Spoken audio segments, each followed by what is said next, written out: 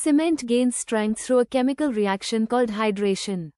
When water is added to cement, its Bogues compounds react with water molecules to form hydration products such as calcium silicate hydrate CSH and calcium hydroxide CH. These reactions are exothermic, meaning they release heat. This heat is known as the heat of hydration. The product CSH gel is primarily responsible for the strength and durability of concrete, while calcium hydroxide contributes to alkalinity that protects reinforcement steel. Let's look at how each compound behaves during hydration. Tricalcium silicate, C3S. Hydrates rapidly, producing high heat and developing early strength.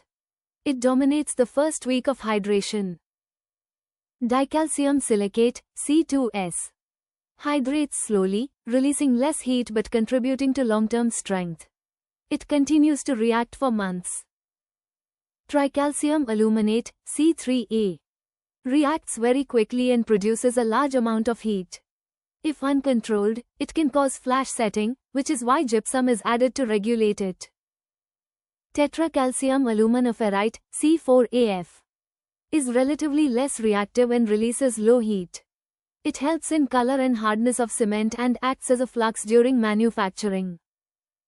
The total heat of hydration for ordinary Portland cement ranges from 85 to 100 calories per gram of cement.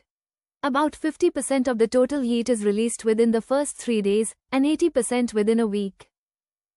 In cold weather, this heat is helpful. It prevents the mix from freezing and helps strength gain.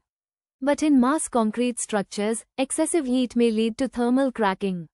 Hence, low-heat cement is used in dams and massive foundations, while rapid hardening cement is useful for cold weather concreting. In summary, hydration is the reaction that builds strength, and heat of hydration is the energy released in the process.